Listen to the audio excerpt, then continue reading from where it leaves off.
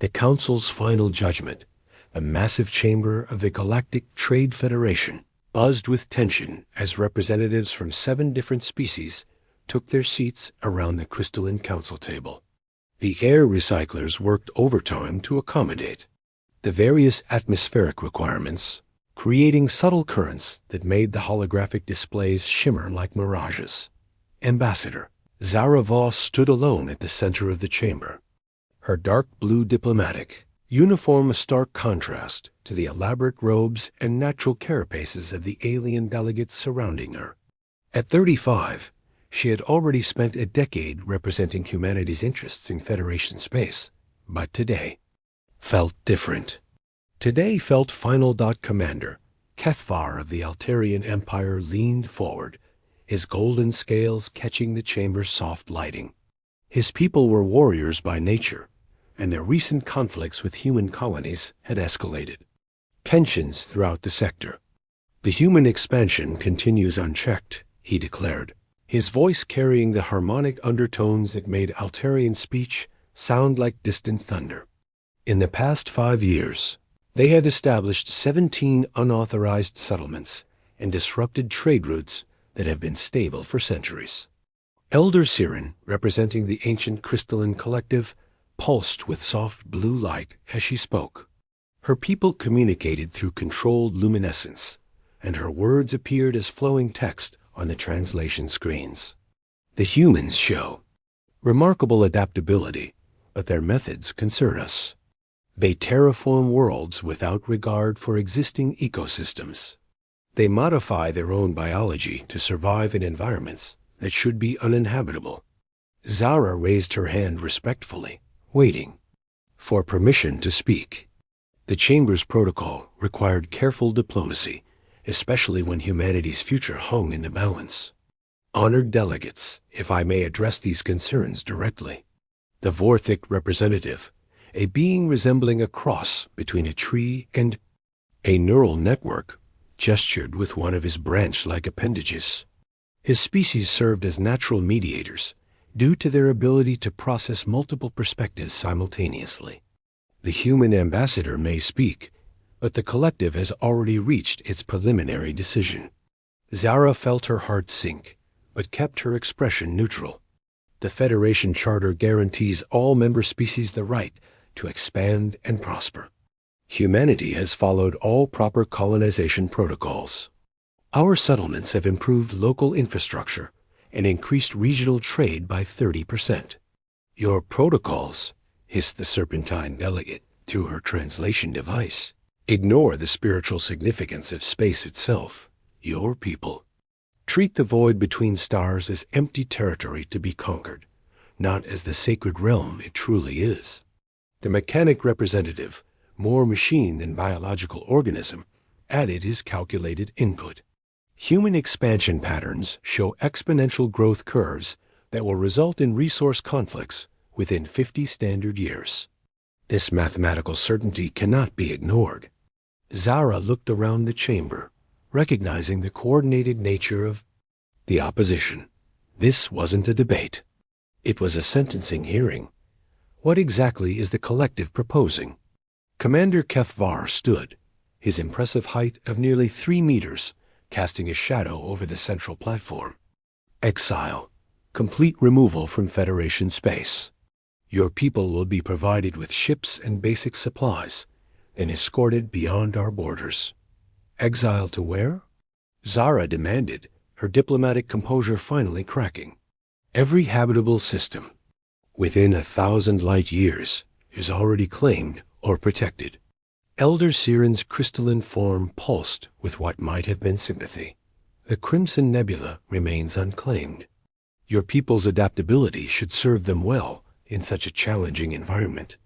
The chamber fell silent.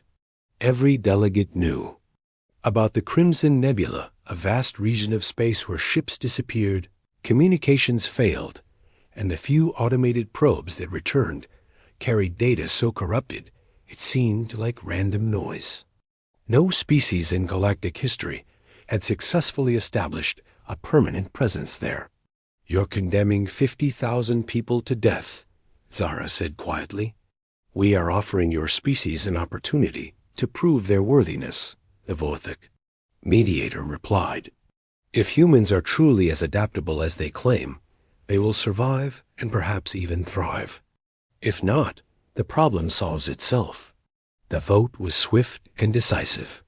6 species voted for exile, with only the crystalline collective abstaining. Elder Siren's final words carried a weight that seemed to resonate through the chamber's crystal. Walls, we hope humanity will find what they seek in the darkness between stars.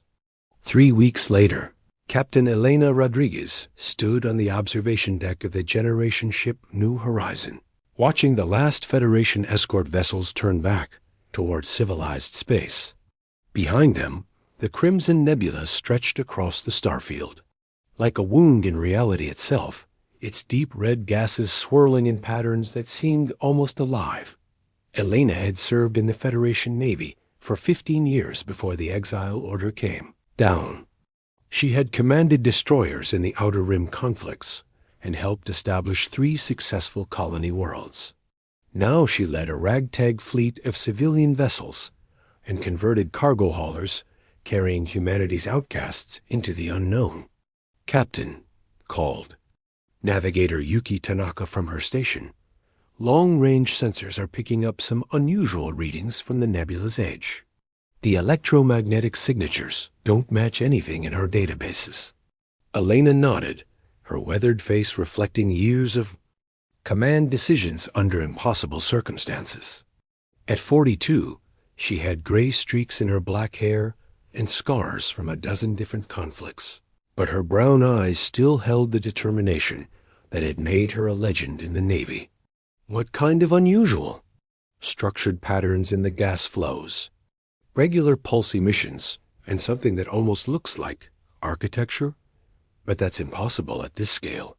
Dr. Marcus Chun looked up from his research station, his thick glasses reflecting the strange red light filtering through the observation ports. As the fleet's chief scientist, he had spent the journey studying what little data existed about the nebula. Nothing about this region makes sense according to standard physics. The gas composition includes elements that shouldn't be stable outside of laboratory conditions. The gravitational fields fluctuate in ways that suggest massive objects moving in precise formations.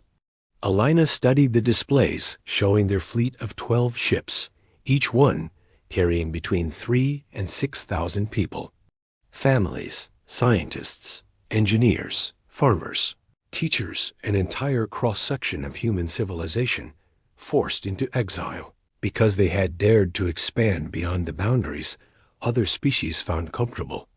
How are our supplies holding up? She asked her executive officer, Commander Sarah Kim. Food and water recycling systems are operating at 96% efficiency, Sarah reported.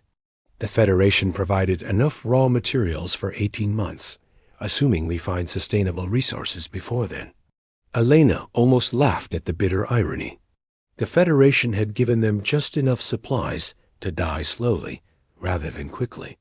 Probably so the other species could claim they had acted with mercy.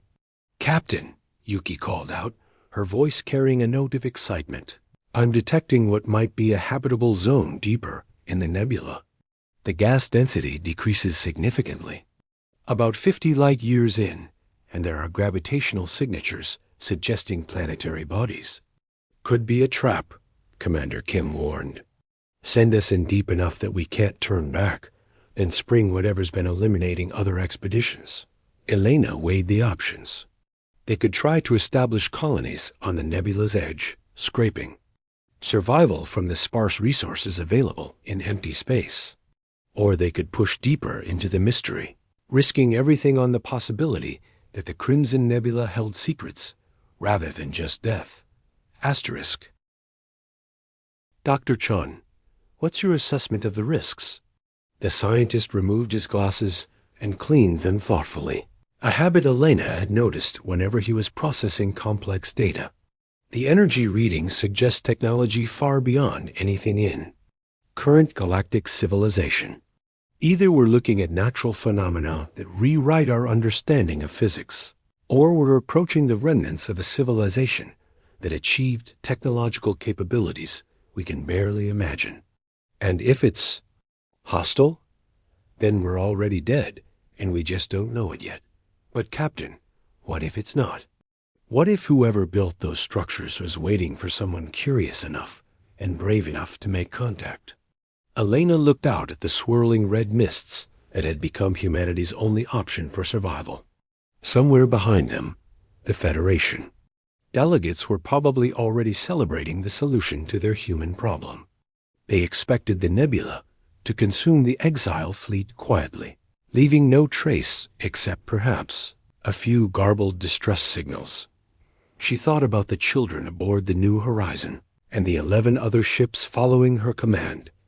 Kids who had been forced to leave the only homes they had ever known because their parents belonged to a species that asked too many questions and pushed too many boundaries. All ships, this is Captain Rodriguez, she announced over the fleet communications network. We're going deeper into the nebula. Maintain formation and keep all sensors active.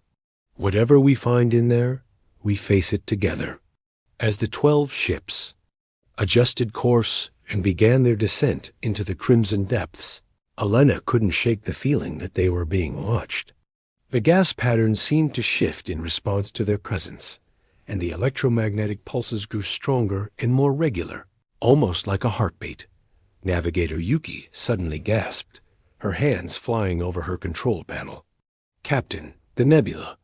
It's not just responding to us. It's trying to communicate. The pulse patterns, they're mathematical sequences. Prime numbers, then Fibonacci, and something more complex. Elena stared at the readings, feeling a chill that had nothing to do with the ship's temperature controls. They weren't just entering a dangerous region of space. They were making first contact with something that had been waiting in the darkness for someone worthy of its attention. The Federation had exiled humanity to what they thought was certain death. Instead, they had sent them to meet their destiny. What? The nebula taught us 6 months after entering the Crimson Nebula. Dr. Marcus Chon no longer needed his glasses. The biomechanical enhancements that had grown from his temples sparkled with the same deep red energy that flowed through the nebula's vast networks, allowing him to perceive data streams that existed beyond normal electromagnetic spectra. Stood in what had once been the New Horizons observation deck, but now served as a living interface between human consciousness and the nebula's ancient intelligence. Organic conduits pulsed along the walls, carrying information at speeds that made traditional computers seem primitive. The transformation had been gradual, voluntary, and absolutely revolutionary. The architects have been waiting for us for over 10,000 years, Marcus reported to Captain Rodriguez, who had arrived for the daily briefing. Elena's own modifications were more subtle enhanced reflexes, improved spatial awareness, and a direct neural link to the fleet's collective consciousness. They seeded this nebula with their technology before ascending to a higher plane of existence. Elena nodded, still amazed by how naturally humans had adapted to the architect's legacy. Where other species had approached the nebula with fear and rigid thinking, humans had embraced the possibility of change. What have we learned about their disappearance?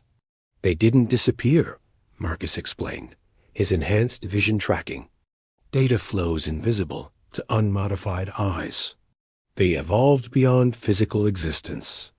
But they left behind everything they had learned, hoping that someday another species would find it and continue their work. The proof of that hope surrounded them. The 12 exile ships had been transformed into something unprecedented in galactic history. The hulls had been reinforced with living metal that could adapt to any threat, repair itself, and even reproduce when provided with sufficient raw materials. The engines no longer burned fuel. They tapped directly into the zero-point energy, fields that the architects had learned to manipulate. Navigator Yuki Tanaka materialized beside them, her body flickering between solid matter and pure energy. She had been among the first to undergo complete integration with the nebula's systems.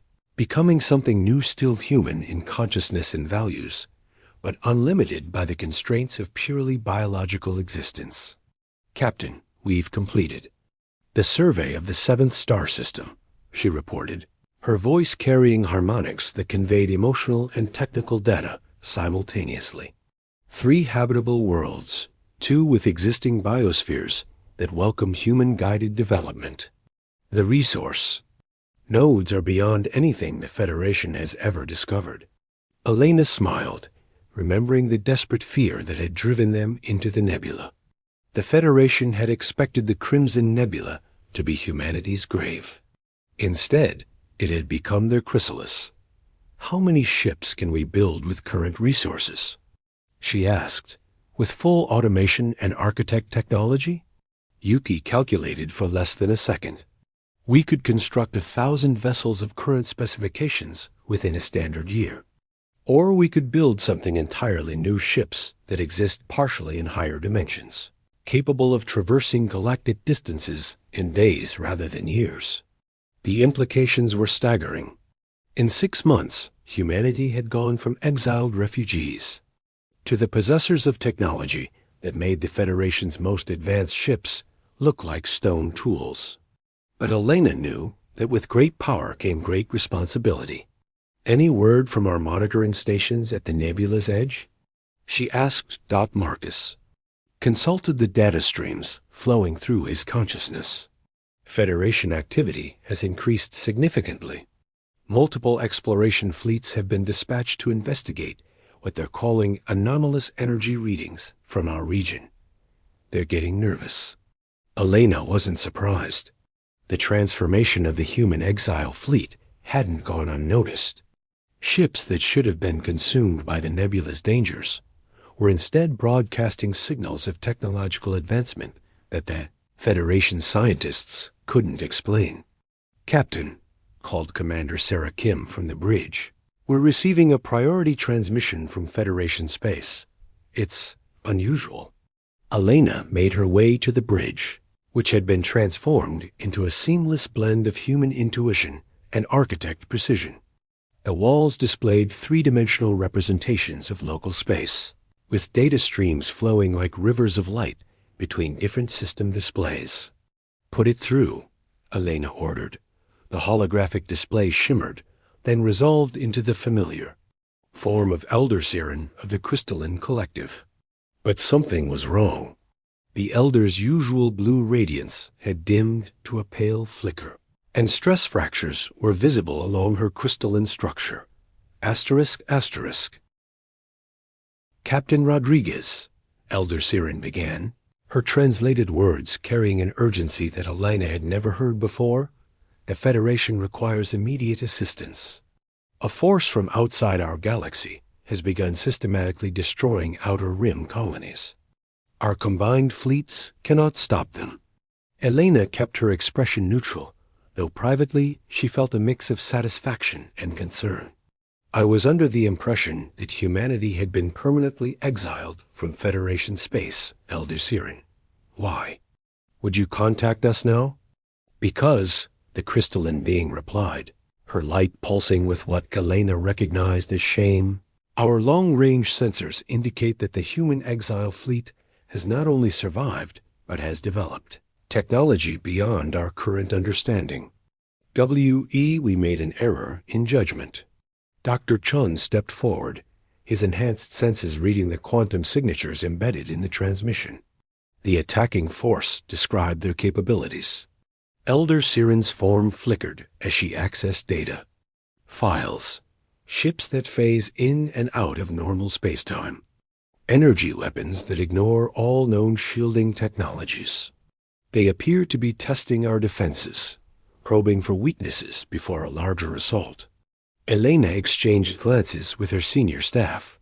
Through their neural links, they shared a rapid conversation that would have taken hours through normal communication channels.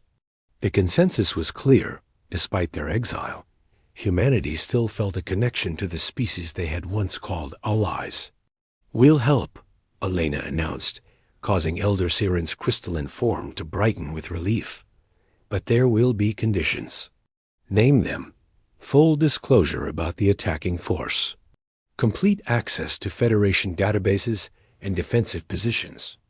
And formal recognition of humanity's right to exist and expand in galactic space. Agreed, Elder Siren replied without hesitation. How quickly can you mobilize?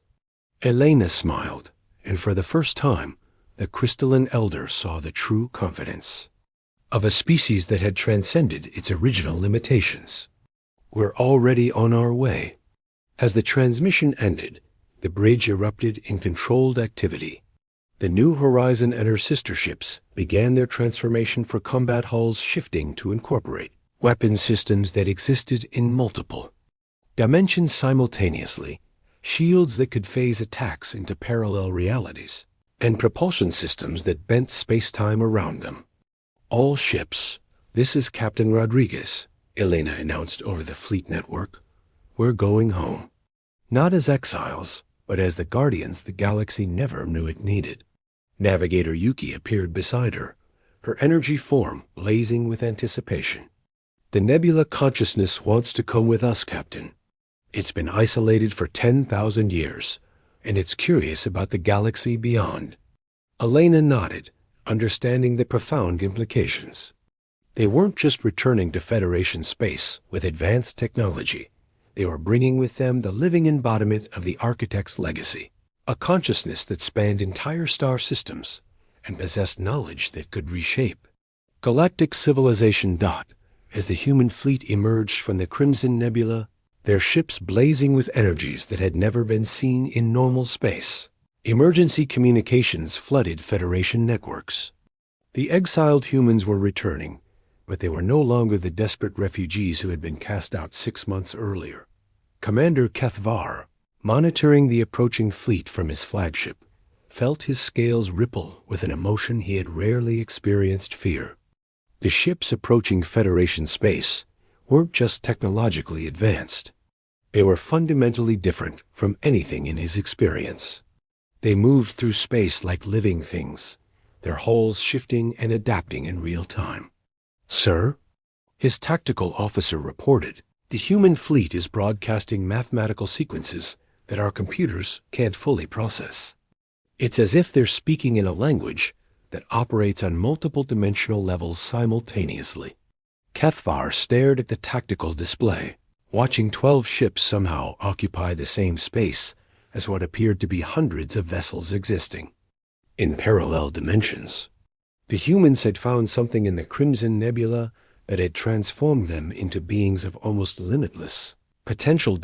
As the first human ship entered Federation space, its hull pulsing with the deep red energy of the nebula, Elder Siren received a message that would change everything. We forgive you for the exile. We understand that fear guided your decision. But we're not the same species you sent away. We've learned what it means to evolve beyond the limitations you thought defined us.